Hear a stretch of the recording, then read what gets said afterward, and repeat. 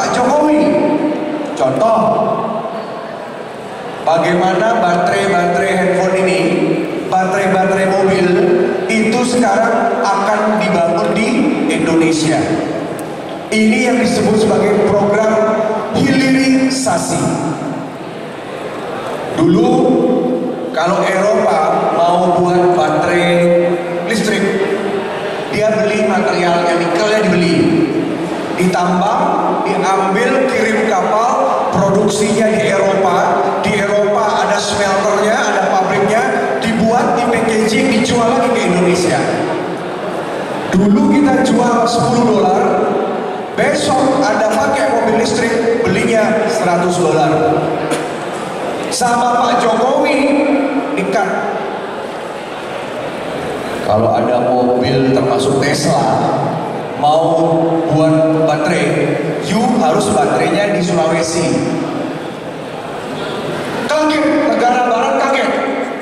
Kenapa bisa Pak Jokowi bisa galak ini, sedangkan Eropa di krisis baterai?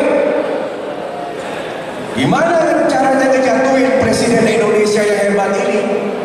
Caranya adu domba. Sekarang Capres B, Capres A, ada tuduhan dinasti politik, ada tuduhan masuknya lewat jalur MK. Itu desain asing. Yang diuntungkan, yang dua orang ini saling perang, Capres yang 3 diuntungkan. Karena duta besar sama presidennya sudah ngedatengin Capres 3. Biarkan mereka ribut, kamu diem aja, besok akan didesain dia akan menang. Sama seperti Bung Karno dulu dijatuhkan. Kenapa dulu Bung Karno dijatuhkan? Karena Bung Karno tidak mau menjual Freeport di Papua.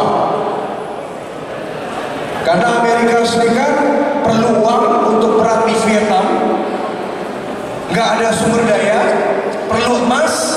Vietnam sama Indonesia jaraknya dekat, karena perang Vietnam itu berbelas-belas tahun. Dijegali Cina makin cari Indonesia, ada gunung emas di Papua. Bung Karno nolak, nggak boleh. Itu gunung emas punya anak-anak muda saya. Saya sekolahkan mereka teknik di Rusia, di Belanda, termasuk B.J. Habibie pun disekolahkan oleh Bung Karno. Termasuk semua anak-anak muda, sarjana-sarjana teknik disekolahkan di Uni Soviet. Ditolak proposalnya, marahlah negara barat. Kan caranya sekarang, biar Bung Karno jatuh, biar saya kuasai itu yang namanya gunung di Papua. Desain pakai isu komunis, kudeta, muncul Soeharto, nggak nyampe 1 tahun Soeharto berkuasa, langsung dikasih izin itu untuk menggarap gunung itu. Nah, itu dulu. Sekarang pakai AI. Dan sekarang saya pastikan kepada terutama anak-anak Uniksa, mahasiswa, pelajar, jangan ikut-ikutan terpengaruh berita hoax yang disebar oleh agen-agen elektronik, oleh para penyelenggara. Stop, tahan diri, jangan berkomentar.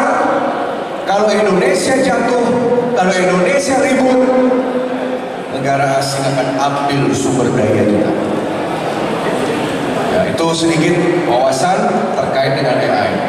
Beberapa hal yang terakhir saya akan simpulkan saja terkait dengan artificial intelligence. What we have to do, apa yang harus kita lakukan? Yang pertama, kita harus buat undang-undang sendiri tentang yang namanya artificial intelligence. Undang-undang tentang transaksi elektronik 2016 kurang kuat. Belum ada suatu sumber untuk yang namanya mengamankan operator-operator AI. Contoh, sekarang yang namanya kalau Uniksa mau membuat Uniksa TV, tidak perlu ada manusia yang jadi presenter. Cukup pakai robot saja, cukup pakai teknologi, itu sudah jadi. pihak bank mau jawab customer service, nanti akan ada puluhan ribu operator telepon akan nganggur. Perusahaan tinggal siapin aja gedung segini, siapin komputer, disetting semua, mereka jadi tukang jawab telepon, tidak perlu manusia. Jadi akan ada beberapa jenis-jenis pekerjaan yang akan hilang di Indonesia. Mungkin juga seperti kita lihat di Jepang, kita lihat di Korea, kita lihat mungkin di beberapa negara ASEAN, itu yang namanya tukang potong daging. Tukang potong daging itu udah nggak pakai lagi manusia, robot, karena lebih akurat. Kalau seekor babi gitu dipotong, mau dari kepalanya, mau ini bagian apanya, lehernya, mau di bagian kakinya, bagian-bagian benjolnya yang mana, pakai robot. Akurat. Sampai packagingnya juga itu adalah sangat akurat. Banyak pekerjaan yang akan hilang, dan itulah yang akan dihadapi oleh adik-adik semua 5-10 tahun yang akan datang, karena akan menjadi orang-orang yang akan bekerja di dalam bidang ekonomi terutama. Tolong persiapan. Jadi yang akan Anda hadapi bukan sesama manusia, jadi persaingan dengan robot. Dan itu akan terjadi dimulai masifnya, diperkirakan 5 tahun sampai 10 tahun akan datang, itu puncak di sana.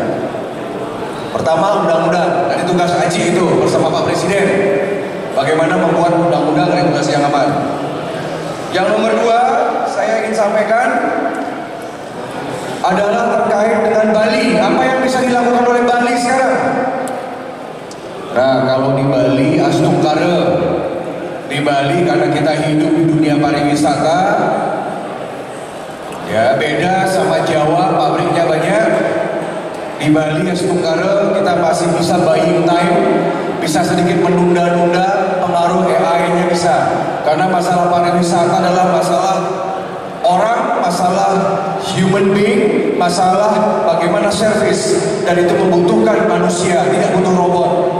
Ya kecuali misalkan yang bersih-bersih, ya itu masih bisa lah kita pakai tenaga robot. Misalkan di aula ini Bapak Wakil Dekan ya, saya titip pesan sama Pak Rektor, ini tolong yang namanya apa namanya auditorium Uniksa ini ya banyak harus diperbaiki ya Pak ya. Yang pertama, auditorium ini harus tambah AC lagi biar nggak panas seperti sekarang Pak ya.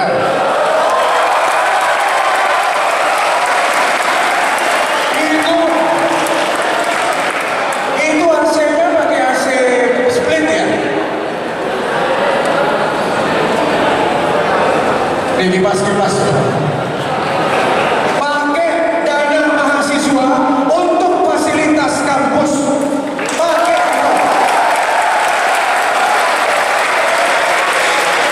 Tadi saya lihat jalan, gimana kampusnya kok kering? Kenapa kok kampusnya kok berdebu? Kenapa juga kampusnya bangunan-bangunannya masih jadul? Sedangkan bayar uang kuliahnya mahal, benar? Nanti perbaiki segera sebelum saya suruh KPK dan Kejaksaan turun ke sini.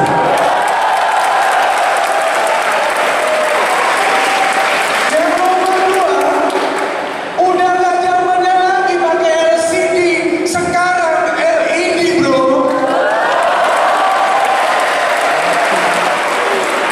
Ini gimana mau presentasi? Udah barang langka, mau pasang gitu yang gede gitu loh.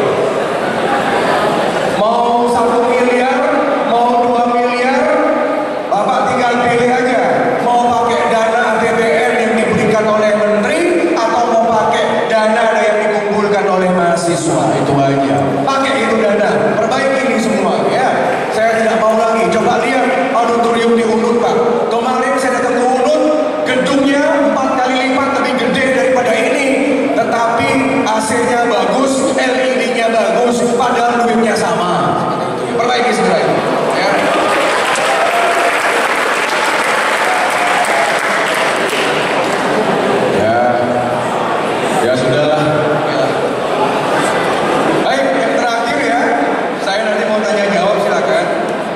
Indonesia sudah punya yang namanya Strategi Nasional AI 2020-2025. Kita akan ada percobaan. Di mana akan dicoba nanti? Di ibu kota negara yang baru, yaitu IKN. Nanti itu adik-adik tanggal 1 Januari seperti di Amerika dan di Inggris. Jadi nanti kalau kamu punya apartemen di sana, punya rumah, siapa tahu ada anak Undiksa bisa kerja di IKN. Luar biasa. Mobilnya mobil elektronik, udah kayak Avatar. 100% lahan, 70%-nya hijau, hutan, persis seperti Avatar.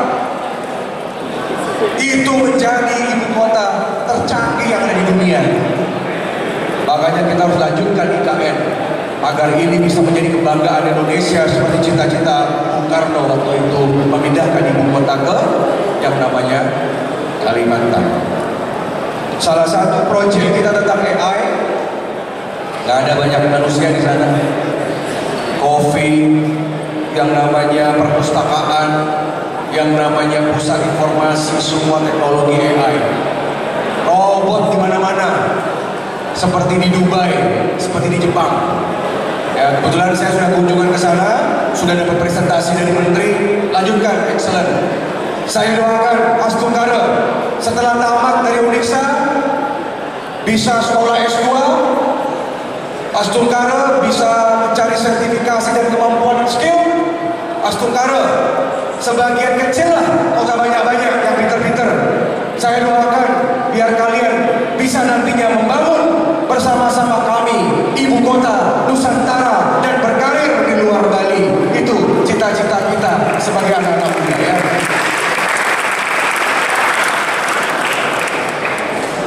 Sebagai closing statement, saya minta adik-adik SMA kelas berapa? Kelas 3, kelas 2. Saya pesan, kalau bisa, kalau kamu sekolahlah di luar Bali. Anak-anak Uniksa S1 di sini, kalau bisa S2-nya di luar Bali. Kalau bisa, tidak cukup pakai ijazah di Bali, kurang terrekognisi. Saya kasih rahasianya bocoran. Jadi yang S1 ambil S2 di Jogja, ambil S2 di Jakarta, ambil S2 di Bandung, ambil S2 di Surabaya, sehingga ijazah kamu itu ada Bali satu, ada Jawa satu. Nanti kalau melamar kerja, yang diperhitungkan itu yang mana? Ijazah Jawa. Saya punya grup WA, grup bos-bos yang punya pabrik, bos-bos yang punya crazy rich, yang punya perusahaan. Mereka curhat, Cik, saya seneng sama ijazah Jawa. Cik, maaf, saya belum terima dulu SDM lulusan Bali. Negeri swasta, mohon maaf Cik, belum. Memang nilai mereka IP-nya tinggi, tetapi apa yang tidak ada di kita? Fighting spirit. Makanya sekarang di Denpasar itu banyak lulusan Jogja, Jakarta, Bandung, Semarang, Surabaya, Malang. Saya bersyukur saya lulusan Trisakti, Jakarta, sehingga ijazahnya kepake. Ya itu boleh sekolah S1 di sini, S2 ambil di luar, S3 ambil di luar. Kalau ada anak-anak alumni Uniksa S1 yang mau nanti kuliah di luar negeri, ambil yang namanya LPDP dari kementerian, ada anggaran triliunan. Kalau butuh rekomendasi dari Haji, butuh surat dari Haji untuk ditandatangani untuk dibawa ke luar negeri biar lolos, DM saja saya di Instagram. Ya, datang ke kantor. Ji, saya mau sekolah di Belanda, saya mau sekolah di Rusia, saya mau sekolah di India. India itu bagian tekniknya impor. Eropa Timur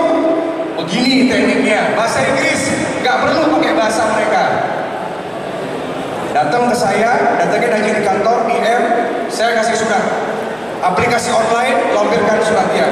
Nanti saya akan bicara sama duta besar. Oke, semoga lulusan Uniksa banyak nanti akan sekolah di luar negeri demi ya manfaat untuk Bali. Demikian dari kita. Sekali lagi terima kasih. Selamat untuk Uniksa, selamat untuk fakultas yang telah menyelenggarakan acara yang hebat ini. Semoga kebaikan dari fakultas ini bisa ditiru oleh kampus-kampus lain yang di Bali ya. Selamat menjadi teladan untuk kita semua. Matur suksma. Terima kasih.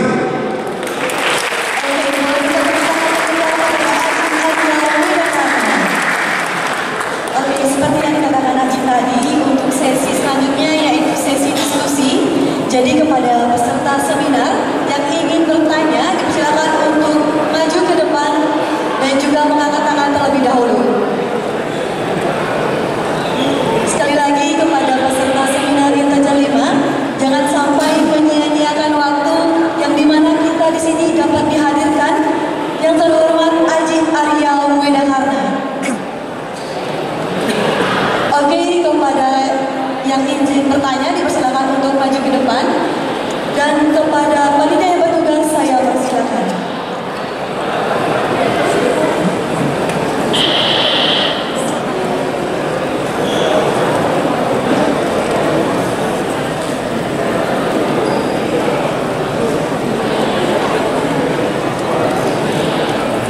Sebelum melakukan pertanyaan, dipersilakan untuk menyebutkan nama dan juga asal instansi ataupun prodi. Begitu, terima kasih.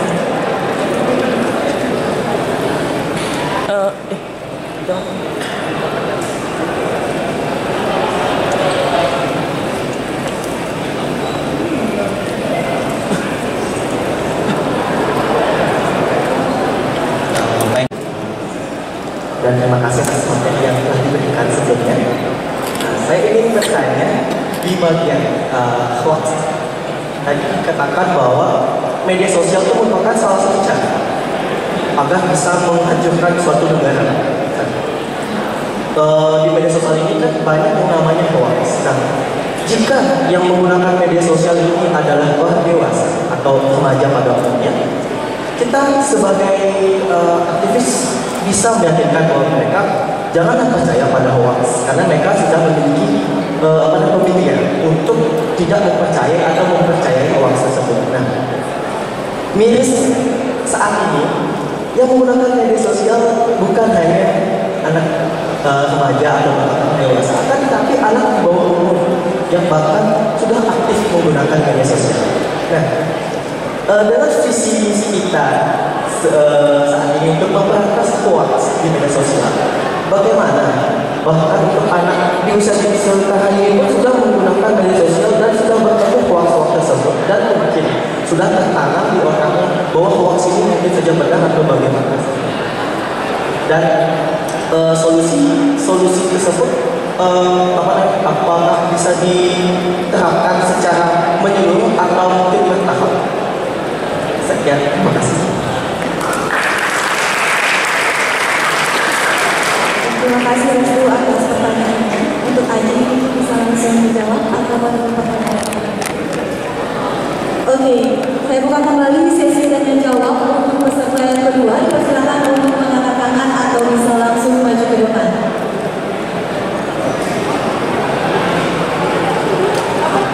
Oke, kepada kakak yang di sebelah sana, dipersilakan untuk maju ke depan. Dan panitia mohon dibantu.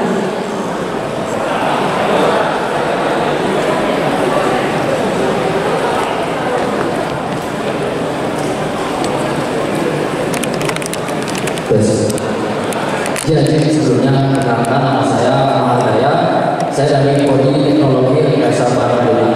Izin bertanya bahwa AI di zaman sekarang itu banyak sekali manfaatnya dan juga potensinya, terutama bagi mahasiswa dan juga saya pengalaman bahwa saya sekarang sudah mulai untuk memanfaatkan AI, dan saya berpikiran apakah mungkin ini juga pertanyaan saya kepada Haji, apakah AI ini bisa dimanfaatkan oleh masyarakat Bali untuk meningkatkan ekonomi Bali, terutama di sektor pariwisata? Sekian dan terima kasih.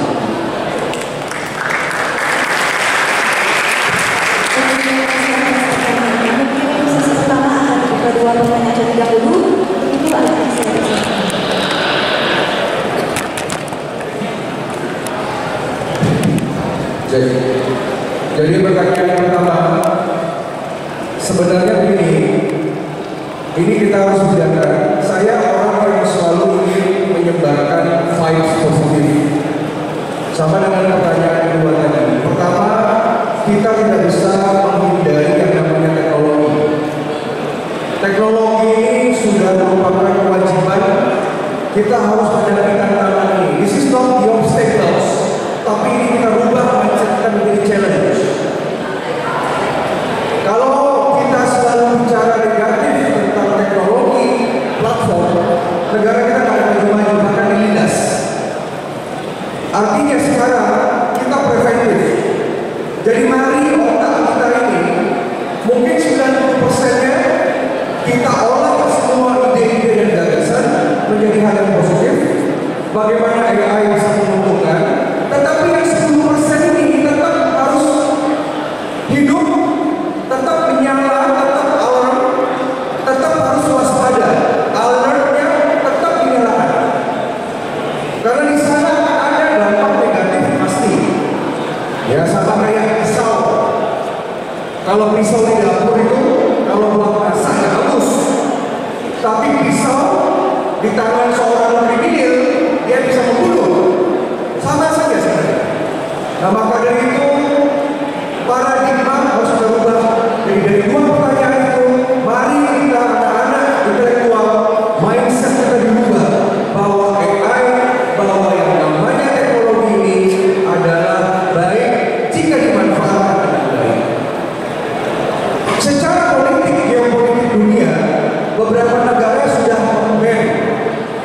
Di Amerika Serikat, TikTok sudah dilarang. Di beberapa negara di Eropa itu dilarang. Di India itu dilarang. Makanya kenapa kemarin Bapak Menteri Perdagangan menutup yang namanya live TikTok masalah ekonomi. Biar kamu tahu ya cara kerja sosial media baru apa.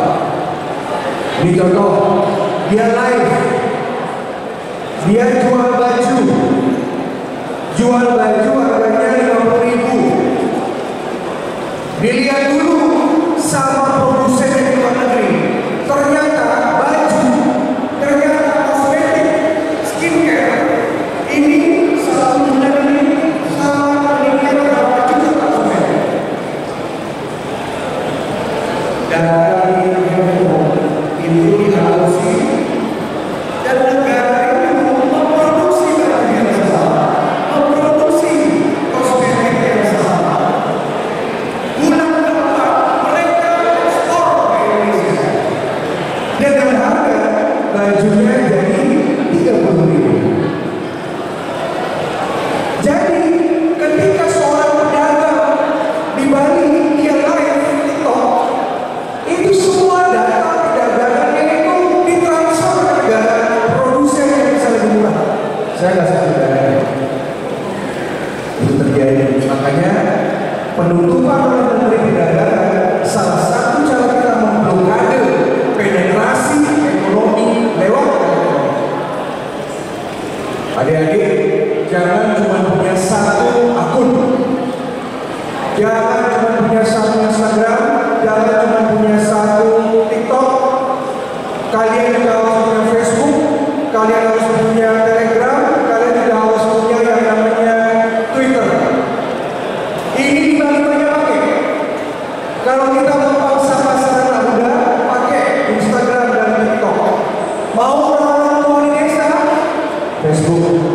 Mau boleh Twitter. Coba sekali-kali kamu wawancara bule-bule yang ada di Twitter. You punya TikTok sama Instagram nggak? Mereka punya Twitter. Tolong itu ya, preventif dari sekarang. Karena untuk menuju follower 10.000, Anda butuh satu hari ini. Terus pakai dengan baik itu untuk manfaat. Kemudian tadi kenapa dipakai di anak kecil? Ya memang orang tua harus mengawasi. Tetapi saya sampaikan negara, AJ, presiden, kepolisian tidak bisa masuk ke ranah pribadi. pribadi, tidak masuk ke ranah privat. Misalkan contoh di undang-undang ITE, kalau di handphone kamu sekarang ada link video porno, menurut undang-undang kalau besok ada rahasia handphone, kamu bisa dipidana karena dibaca di undang-undang barang siapa yang menyimpan dokumentasi videografi maupun foto yang mengarah ke pornografi disidak nih. Kenapa? Makanya seperti rektor umum kemarin ketika sudah ditahan sama Pak Kejaksaan, handphonenya disita. Ini hati-hati nih guru-guru, hati-hati yang namanya ketua HMJ, para aktivis, siapa tahu besok disidak, ditahan HP-nya. Kemarin rektor umum itu diketahui percakapan sama anak buahnya, diperiksa percakapannya. Hati-hati, makanya sekarang gak usah nyimpen foto aneh-aneh, gak usah nyimpen percakapan yang berbau salah, gak usah nyimpen sesuatu yang melanggar undang-undang. Ya, saya mengingatkan, siapa tahu besok Anda kena, misalkan, ya, negara tak bisa masuk kecuali laporan. Ya, itu tolong itu diucapkan. Dan kemudian masalah yang lain akan benteng dengan undang-undang. Yang terakhir tadi tentang pertanyaan kedua, bagus pertanyaannya. Bagaimana manfaat AI untuk sektor pariwisata? Bagus. Makanya tiap itu setuju kalau Bali tidak pariwisata, kenapa kita perlu selalu mempromosikan Bali yang baik, selalu meng-up bule-bule yang baik? Karena jangan sampai bule-bule nakal, bule-bule yang melanggar hukum itu jangan sampai diviralkan. Saya sudah bicara sama Pak Kapolda, saya sudah bicara sama teman-teman aparat hukum. Besok-besok kalau ada yang memviralkan kejelekan bule, tolong tahu, mau adminnya, mau orangnya, mau tokohnya, tangkap. Kalau bule itu salah, selain polisi. Kalau bule salah, langsung bawa ke imigrasi, kita usir ke deportasi. Tapi nggak usah diviralkan. Karena kenapa? Adik-adik, tahun lalu kita menunjukkan kebencian kita pada bule Rusia dan Ukraina. Ada bule bawa motor dihina, ada bule dia lagi melakukan kenakalan lah. Orang datang ke Bali itu excited, orang datang ke Bali itu happy. Dia itu out of control, saking senangnya. Di negaranya itu perang, di negaranya itu musim dingin, saljunya 2 meter. Datang ke Bali, dapat pantai sama dapat matahari, mereka tuh senang, batinnya senang. Ya kadang-kadang mereka lari-lari, kadang-kadang mereka macam-macam. Ya kadang-kadang salah. Tetapi ketika kita sebarkan apa yang terjadi, potongan video itu diambil oleh negara pesaingnya tadi dan itu diolah semua, dipropagandakan. Contoh, ini ada video di Bali, please don't come to Bali, welcome to my country. Apa yang terjadi dari anak-anak muda suka ribut sama bule-bule itu? Sekarang bule Rusia sudah 30, hampir 50% sudah keluar dari Bali. Mereka sekarang ada di Thailand dan di Vietnam. Rugi. Makanya dari dulu saya ngomong hati-hati. Jadi jangan kita gampang yang share-share gitu ya. Nanti kita manfaat wisata itu yang kita manfaatkan. Promosi pakai tenaga apa? Pakai namanya aplikasi AI, promosi, kehumasan, public relation. Nanti besok ini siap-siap tahun depan. Kamu udah nggak butuh lagi lembaga lagi untuk buat biodata. Kamu udah nggak butuh lagi biodata nama, alamat, biodata lama kerja. Nanti kamu akan pakai teknologi AI. Kalau saya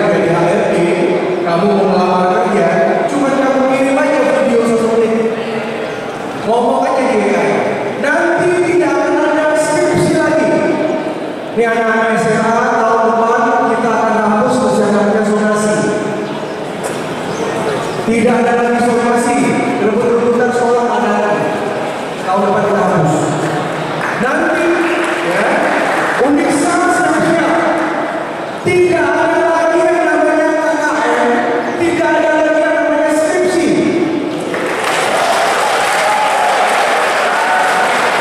Masa sekolah 4 tahun, sekolah 8 semester, tapi penentuan kelulusannya cuma di semester 8 buat skripsi, benar? Gak masuk akal. Kayaknya nilai tahun ini gak masuk akal. Makanya sekarang itu beberapa perguruan tinggi di Jakarta tidak ada KKN, tidak ada skripsi. Sekarang buatnya project. Ya, saya akan hapus skripsi nanti ya. Biar gak ada. Di Bali ini yang namanya mafia skripsi banyak. Oknum-oknum dosen jual beli skripsi, jual beli tesis, jual beli disertasi. Banyak di kampus-kampus kita di Bali.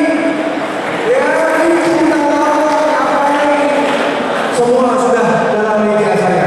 Tinggal kita tanda tangan ini keputusan itu. Ya siap-siap ya, apa nanti yang lain. Ya, jelas itu. Ya kalau ada nanti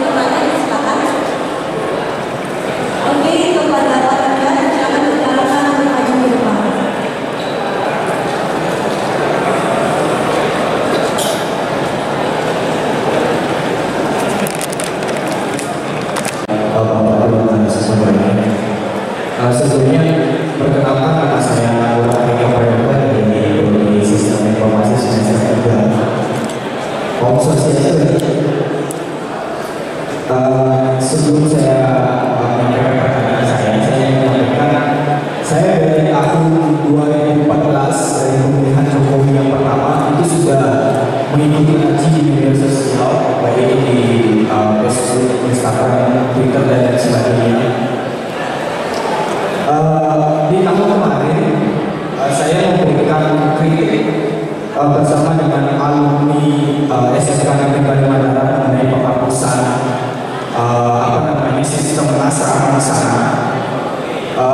Pada kala itu akun kami itu dibiayai oleh pihak Kominfo, oleh pemerintah, karena dibilang tidak sopan dalam kami mengutarakan pendapat. Dalam pelaksanaannya itu kami tidak ada mengutarakan ujaran kebencian, pornografi, sara dan sebagainya. Kami hanya mengkritik kebijakan dari pemerintah Provinsi Bali mengenai penghapusan sistem asrama yang ada di SMK Negeri Kalimantan. Tetapi kenapa kami itu harus berbeda, sehingga saya dan alumni lainnya merasa dibatasi dalam hal mengutarakan kebebasan. Sedangkan kita ketahui bersama kalau kebebasan berpendapat itu sudah diatur oleh undang-undang. Nah, pertanyaan yang kedua, kenapa ini dalam kehidupan demokrasi kita, kalau kita mengkritik pemerintah itu sering dianggap tidak sopan. Padahal seperti yang Haji bilang tadi, kita bebas mengkritik selama kita tidak mengkritik privat dan urusan pribadi. Kenapa di dalam kehidupan kita mengkritik kebijakan pemerintah itu sering dianggap tidak sopan? Nah, seperti apa yang saya ketahui, sopan santun itu kan merupakan bahasa tubuh. Sedangkan kalau pendapat dan juga pemikiran itu bukan merupakan sopan santun. Sedangkan kalau semisal itu dalam kehidupan politik pemikiran yang sopan santun itu kalau menurut saya adalah sesuatu pendapat. Itu kan aja mohon pencerahannya. Terima kasih. Yang menutup siapa aku?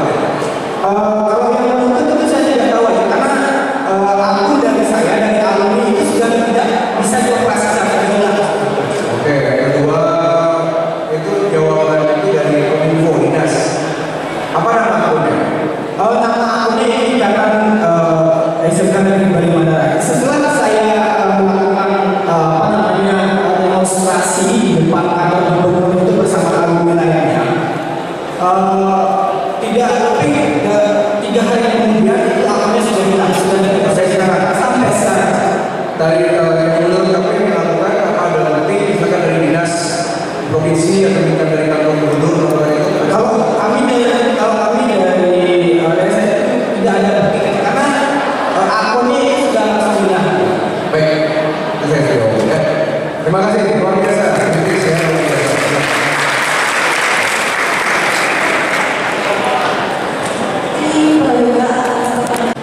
Ada satu topik dari Haji yang sangat-sangat menggetarkan hati saya, mungkin Haji.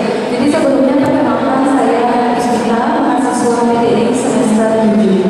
Jadi yang ingin saya tanyakan berkaitan dengan profil lulusan di Bali yang tidak dimasukkan nominasi, mungkin ya bisa dibilang, untuk dipekerjakan oleh residensi di Jawa dan sekitarnya mungkin. Nah, di sini saya sebagai orang yang mengejar ijazah S1 di Bali, ini menanyakan kira-kira apa mungkin yang menjadi sesuatu yang disaksikan dari presiden tersebut untuk mungkin bisa dibilang memandang sebagai mata atau mendiskriminasi mungkin Haji ya lulusan di Bali ini. Apa yang mereka lihat kurang dari lulusan di Bali sehingga nantinya kami bisa berbenah di Bali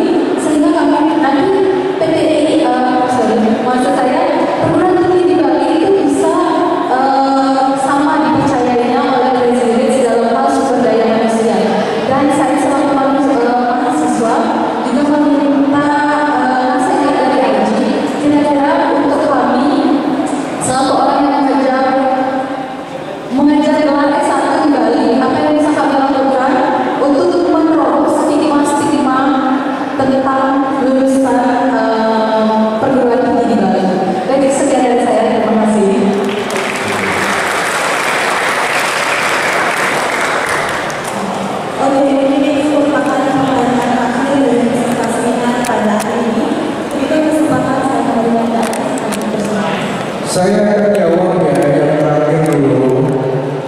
Adik-adik, kenapa Arya Widyakana milih sekolah di luar Bali? Padahal kampus Unul itu dulu Presiden Soekarno dengan almarhum ayah saya atau ayah Sudasa itu 62 itu Bung Karno yang buat atas masukan tokoh-tokoh PNI termasuk keterlibatan ayah saya. Saya ini putra dari salah satu tokoh Bali yang menggagas Unul.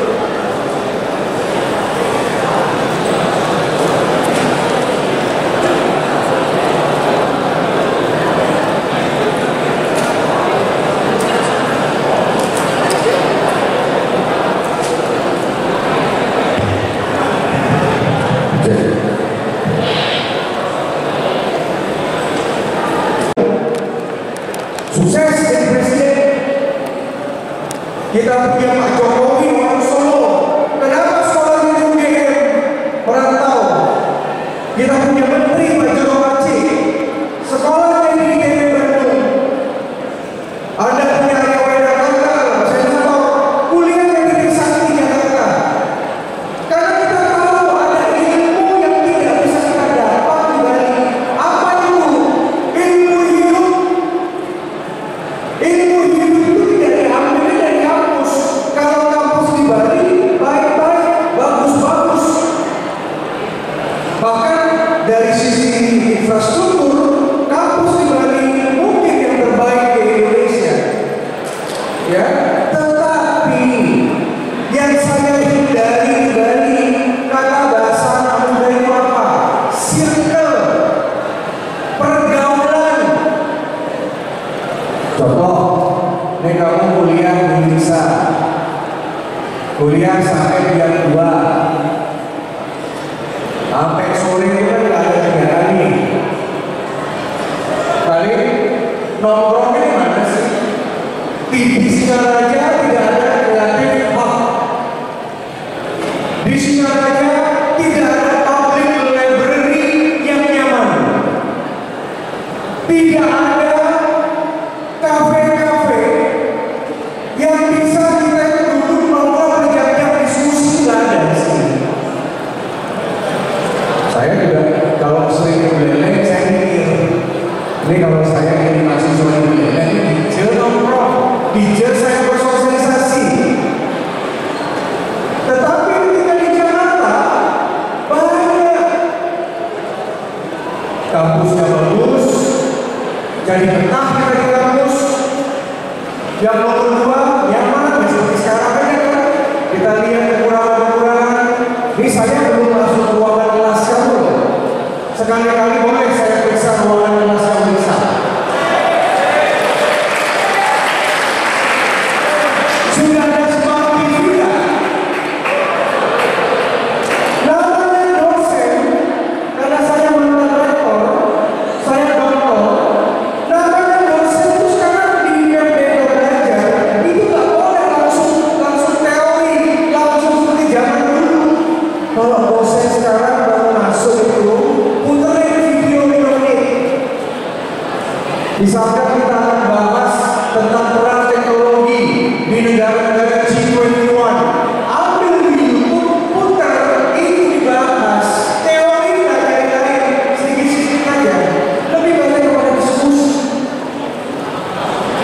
Kemarin datang di SMP Negeri 9 Denpasar, setiap kelasnya sudah ada yang namanya smart TV. Sama seperti Pak Presiden, guru-gurunya itu sebelum ngajar video dulu ada animasi. Oke, makanya Pak Presiden Jokowi datang ke sana.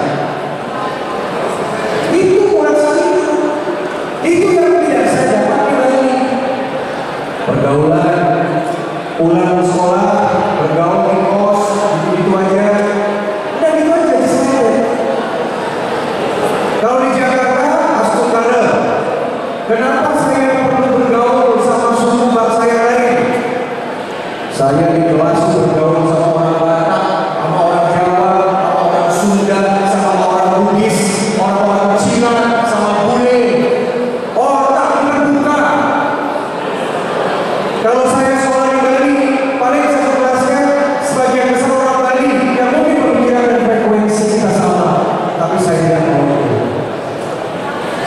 Ya, jadi bisa pidato 5 jam tanpa teks. Kemampuan saya pede bicara, saya belajar di Jakarta. Presentasi menaklukkan seseorang dengan cara bicara, pola bicara, public relation, cara public speaking-nya, saya dapatkan di Jakarta. Itu yang membuat Haji ini seperti sekarang. Mas Tunggal dan saya nggak salah pilih. Makanya adik-adik belum terlambat. Selesaikan S1 di sini, minta izin sama orang tua, minta doa restu, jangan konsultasi sama orang tua. Orang tua di Bali banyak yang tidak ingin anaknya keluar, takut ini, takut itu. Sama seperti bahasa saya, Haji yang mohon doa. Dari Jakarta, saya kuliah di Melbourne.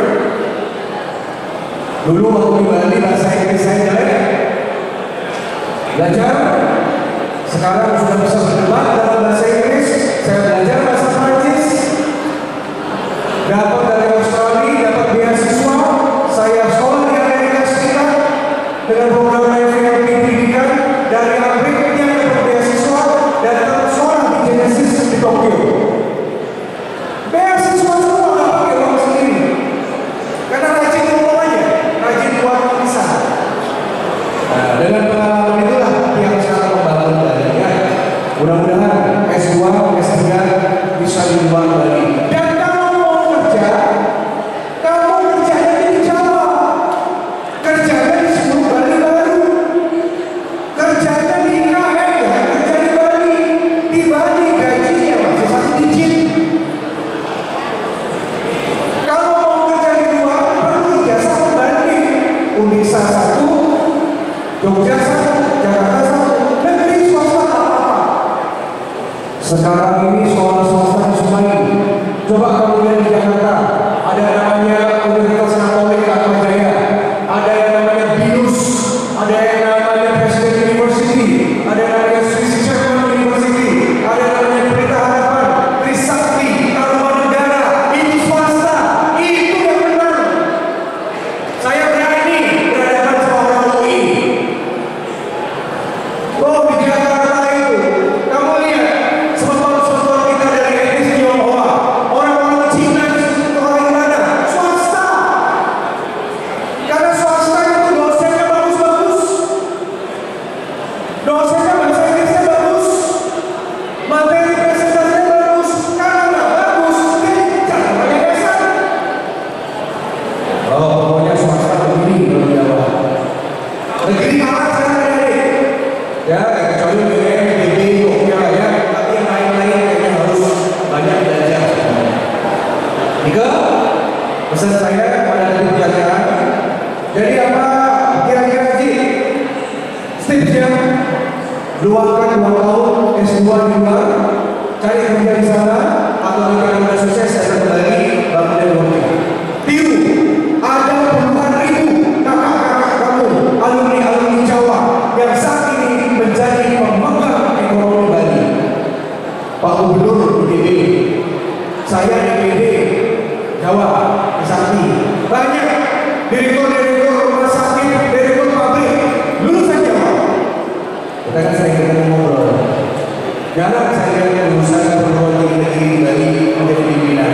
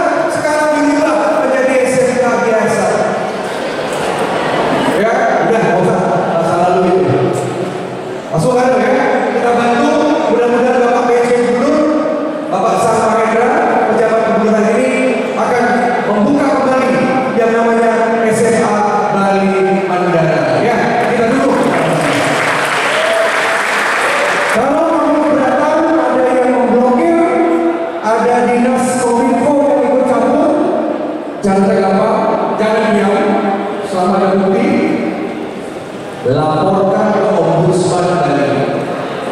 Itu ada di jalan lagi. Kalau ada pelayanan kampus yang tidak bagus, laporkan ke Ombudsman. Kalau ada guru PNS, ASN, guru P3K tidak rajin masuk kelas, skripsinya dipersulit, pelayanan tidak bagus, ada cara mecat PNS sekarang. Lapor ke Komisi ASN, ada Instagramnya. Ada rektor, wakil rektor, kepala sekolah, guru di sekolah, pegawai dinas, pokoknya pegawai negeri. Boleh kok mecat, caranya laporin aja. Pak, saya mahasiswa bisa, saya sama guru ini sulit untuk masuk, saya dibully, saya ada ini itu, pelayanannya nggak bagus, lapor ke Ombudsman, lapor ke Komisi ASN. Udah contoh banyak kok yang dipecat, ada kadang-kadang tidak melakukan. Oke, saya akan dipercaya sebagai komite hukum untuk memberikan pencerahan kepada Anda. Saya demikian, ya terima kasih. Ya saya akan berikan kenangan ini berupa buku DPR kenapa nanya Pak Presiden. Untuk dipersilakan kepada peserta seminar yang bersempat bertanya untuk partisipasi, silakan untuk maju ke atas panggung.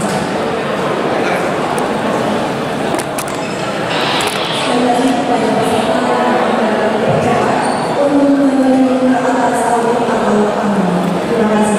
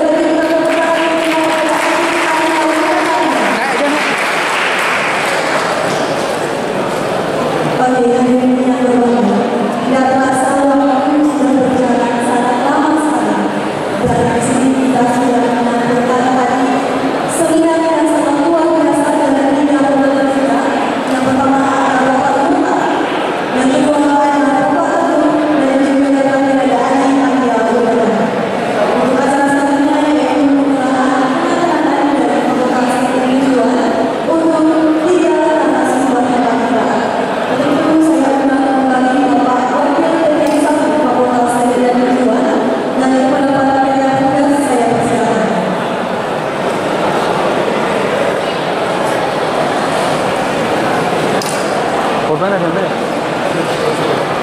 Korban yang sini?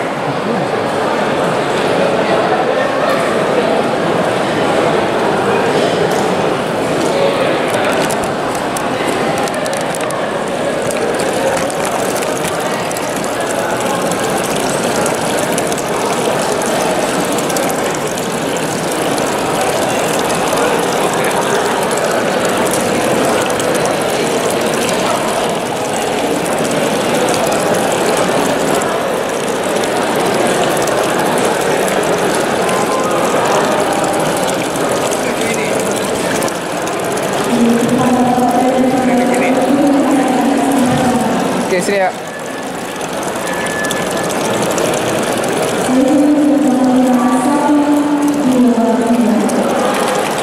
Tiga, dua,